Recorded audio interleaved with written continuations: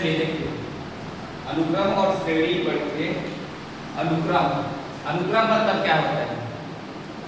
अनुक्रम मतलब एक क्रम वाइज। जैसे अनुक्रम को इंग्लिश में हम लोग क्या बोलते हैं? सीक्वेंस। क्या बोलते हैं? सीक्वेंस। अनुक्रम इंग्लिश में बोला जाता है इसको सीक्वेंस। ठीक है, समझिए सीक्वेंस कैसे होता है। क्या होता है, जैसे ये 3 है, 3 के अगले पद ऐसा आना चाहिए जो एक निश्चित नियम का पालन करे। नियम मतलब जैसे कि 3 के बाद एक निश्चित संख्या जोड़ दो, 2, 3 और 2 5, 5 2 को जोड़ो 7, 7 और 2 9। ये हो जाता है 3, जैसे 3 5 2 का अंतर है, 3 और 2 5, 5 और 2 7, 7 और 2 9, 9 और 2 11। ये अनुक्रम है, सीक्वेंस। ये श्रेणी नहीं है, श्रेणी ये होगा, श्रेणी ये वाला। अब इसी को मैं क्या कर देता हूँ, 3 + 5 + 7 + 9 + 11 या इसी को क्या लिख सकते हैं, 3 - 5 - 7 - 9 - 11। ये क्या हो जाएगा, श्रेणी। जब उसमें कोई चिन्ह लग जाता है उसके बीच में तो क्या कहलाएगा, वो श्रेणी। और जब वो चिन्ह नहीं लगेगा, इसी क्रम वाइज अपने एक निश्चित नियम के अनुसार चल रहा है तो कौन क्या कहलाएगा, अनुक्रम। मतलब क्या होगा, वो सीक्वेंस। ठीक है, इसके बाद देखिए प्रश्नावली 2 में यह है, फर्स्ट क्वेश्चन है अपना, श्रेणी 4 8 16, श्रेणी 4 8 16 देश का 9वां पद ज्ञात कीजिए, का 9वां पद ज्ञात कीजिए। अब हम 10वीं में पढ़े थे 9वां पद ऐसे वाला, 10वां पद ज्ञात करने वाला, लेकिन इसमें अलग फॉर्मूला है। क्या वाला लगेगा समझिए, Tn बराबर क्या होता है, A r क्या होता है, r की घात में n - 1 ये होता है। अब यहाँ से देखिए 10वीं में हम कौन सा फॉर्मूला लगाते थे, an बराबर a + n - 1d ये लगाते थे। तो प्रथम पद किससे दर्शाते थे हम लोग, प्रथम पद को a से, ठीक है। सर्वांतर पद को सर्वांतर पद d बराबर फॉर्मूला क्या होता था, a2 - a1। लेकिन यहाँ ऐसे नहीं होगा, यहाँ होगा तुम्हारा सर्वांतर r का मान होगा। यहाँ सर्वांतर क्या है अपने लिए, सर्वांतर पद r के लिए क्या होगा, t2/t1। क्या होगा, t2/t1। मतलब यहाँ पदों की संख्या को वही चलेंगे, पदों की संख्या किससे दर्शाते हैं, पदों की संख्या को n से दर्शाते हैं।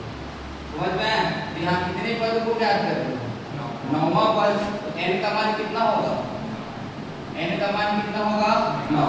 प्रथम पद क्या होगा, 4, ये t1, ये क्या होगा t2, ये t3 और ये क्या होगा 9वां पद मतलब n। ठीक है, चलिए फॉर्मूला मान लेते हैं। सबसे फर्स्ट क्या दिया है, a बराबर 4, b बराबर b, r का मान कैसे निकालेंगे बताइए, t2/t1।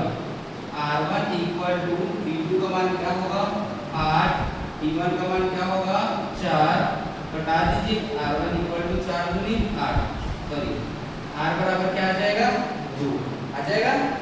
n का मान कितना दिया है, n का मान कितना दिया है, 9। मान रखें, Tn = क्या फॉर्मूला होता है, a r की घात में n - 1। तो Tn बराबर n की जगह में क्या रखूंगा, 9, a की जगह में क्या रखूंगा 4, ये 4, r की जगह में क्या रखना है, 2, क्या रखना है 2। 2 की घात में n का मान कितना है, 9 - 1।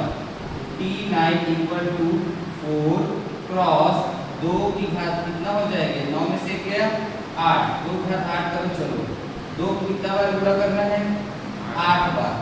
2 × 2 × 2 × 2 4 हो गया, 2 × 2 × 2 × 2, 2 दूनी 4 दूनी 8 दूनी 16 दूनी 32 दूनी 64 दूनी 128 दूनी 256, T9 इक्वल टू 4 गुणा 256। चलिए गुणा कीजिए, 4 से 24 की 80 में 2, 4 पंचे 20 और 2 22 की 80 में 4 पंचे 4 दूनी 8 और 2 क्या है आंसर 24।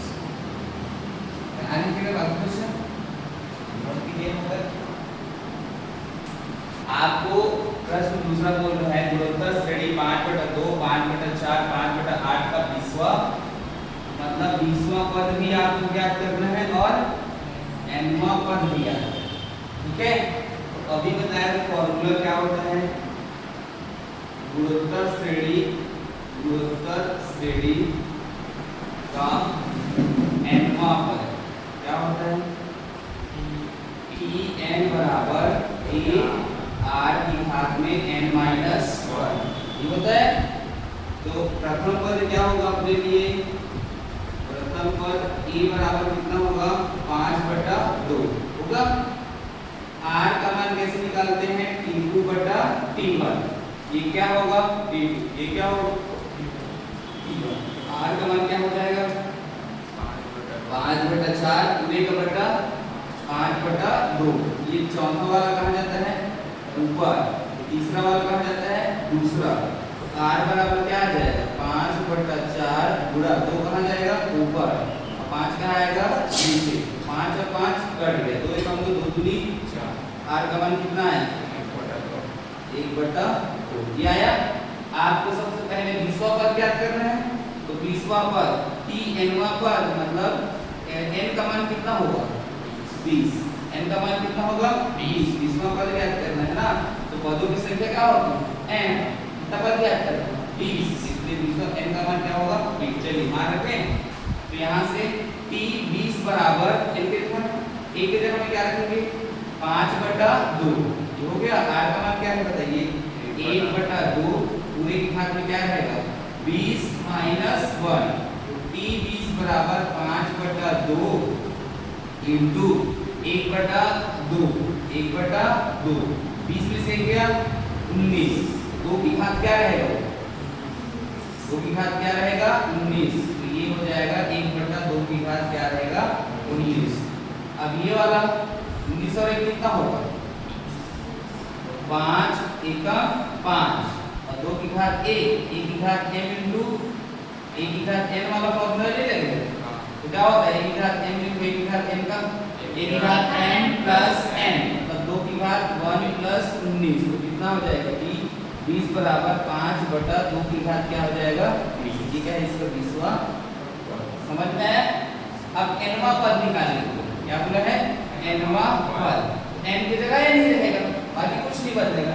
चलिए मान रखें, तो Tn इक्वल टू a का मान बताइए 5/2, r का मान बताइए 1/2, n का मान n-1 क्या हो जाएगा Tn बराबर 5/2 इंटू 1/2 n-1, n की जगह तो नहीं रहेगा, तो क्या हो जाएगा 1/2 की घात क्या रहेगा n-1 ही रहेगा ना।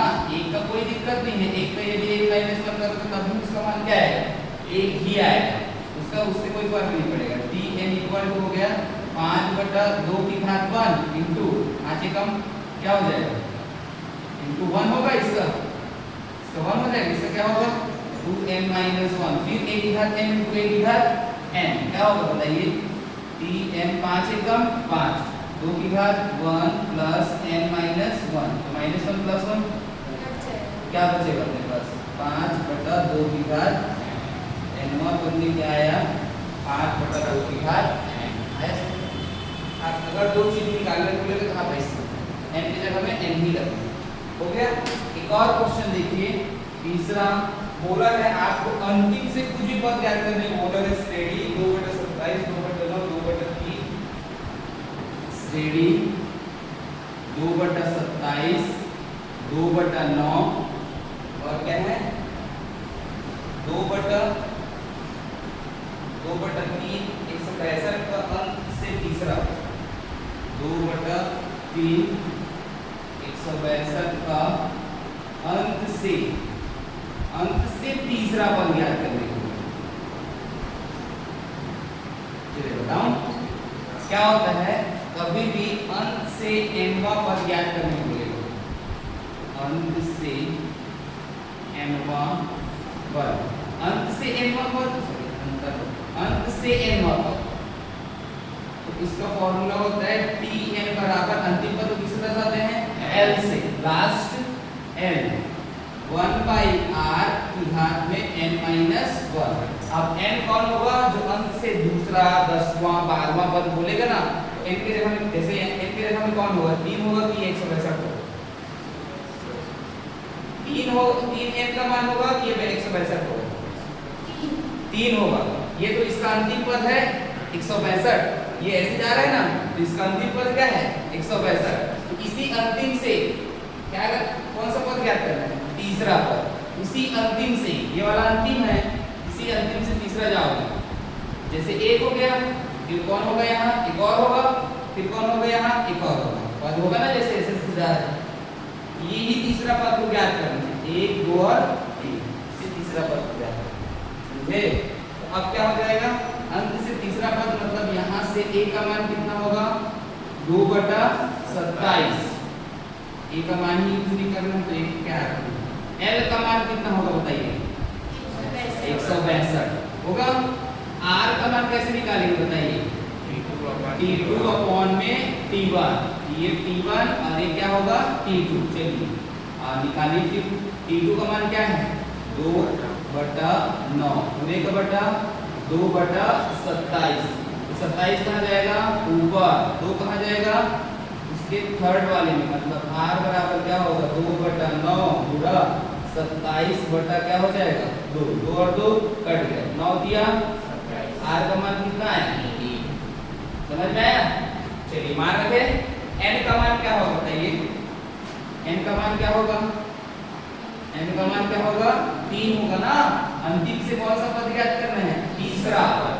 चलिए मान रखो, फिर t3 इक्वल टू l का मान 162, 1/r का मान 3, पूरे ऊपर में n का मान कितना है 3 माइनस 1, तो t3 इक्वल टू 162, 1/3, 3 में से गया 2, तो t3 बराबर हो गया 162, 1/3 का होल स्क्वायर करो, 1/3 का होल स्क्वायर 9, कटेगा क्या, t3 बराबर कटेगा क्या, 3 पंचे 15 कटेगा, 3 दिया, 3 पंचे 15, 1 बचा, 3 चौक 12, 3 दिया 9, फिर कटाओ, 3 एकम 3, 2 बचा, 3 अट्ठे 18, 54 होता है, कितना है अंतिम से तीसरा पद 18, फिर 18 के बाद और बढ़ा होगा 162 ठीक है।